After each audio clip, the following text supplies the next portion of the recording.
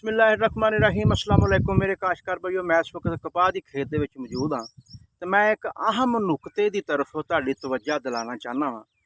ਦੇਖੋ, ਅਸੀਂ ਮੁxtਲਫ ਡੇਟਾਂ ਤੇ ਕਪਾਹ ਨੂੰ ਕਾਸ਼ਤ ਕੀਤਾ ਔਰ ਮੁxtਲਫ ਵੈਰਾਈਟੀਆਂ ਅਸੀਂ ਕਾਸ਼ਤ ਕੀਤੀਆਂ ਤੇ ਮੇਰਾ ਗੱਲ ਕਰਨ ਦਾ ਮਕਸਦ ਹੋਊਗਾ ਕਿ ਅਚਾਨਕ ਅਸੀਂ ਖੇਤ ਦਾ ਵਿਜ਼ਿਟ ਕਰਦੇ ਹਾਂ ਤੇ ਸਾਡੇ ਜਿਹੜੇ ਖੇਤ ਆ ਉਹਨਾਂ ਦੇ ਪੱਤੇ ਦੀਆਂ ਨੋਕਾਂ ਉੱਪਰ ਨੂੰ ਵੀ ਹੁੰਦੀਆਂ ਵਾ ਔਰ ਨੀਚੇ ਨੂੰ ਵੀ ਹੁੰਦੀਆਂ ਤੇ फार्मर बड़ा परेशान हो जाता कि यार ये की बीमारी आ गई या कुछ समझ नहीं लगती।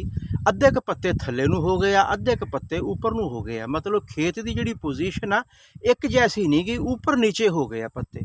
अगर नोकां उपर नूं हो जान, जिस तरह पत्ता मेरे हत्थ च इहदियां जिहड़ियां नोकां ना वो इदां पत्ते का जिहड़ा मूँह आ आसमान की तरफ हो जाए और नोकां जिहड़ियां वा झुक जान तो फिर तुसीं समझ लो कि तुहाडे खेत नूं थ्रिप्स ने बुरी तरह अपनी लपेट च लै लिया वा।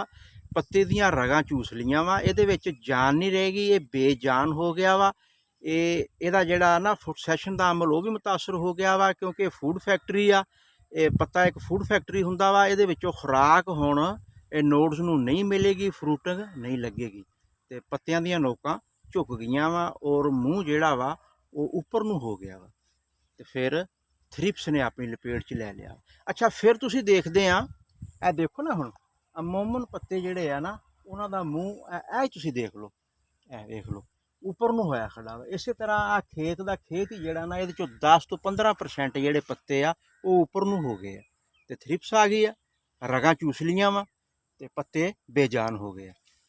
ते अगर नीचे होवे पत्ता, नोकां थल्ले नूं झुक जाण ते फिर सब्ज़ तेला आ गया।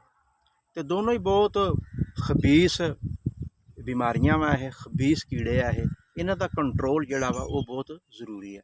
तो कंट्रोल वाइट फ्लाई का भी असीं करना वा ते थ्रिप्स का भी करना ते सब्ज़ तेले का भी करना। तो थ्रिप्स वास्ते असीं क्लोरफिनापायर जहर अच्छा वा, पुराना जहर आ, काम करदा वा ते नवां 9 दिन ते पुराना 100 दिन। क्लोरफिनापायर थ्रिप्स वास्ते करो ते डाइनिटोफरान जिहड़ा ना ये तुसीं सब्ज़ तेले का स्प्रे करो। तो पायरीप्रॉक्सीफन जिहड़ा ना ये अंडे बच्चे मारदी है, बेप्रोफजीन भी अंडे बच्चे मारदी है, ये स्प्रे तुसीं यकीनी बनाओ। उम्मीद करते हैं कि साडी अज वाली वीडियो साडे नाज़रीन नूं इसकी समझ आ गई होगी। नैक्सट वीडियो तक इस तुहाडे कोल इजाज़त चाहते हैं जी। अल्लाह हाफिज़।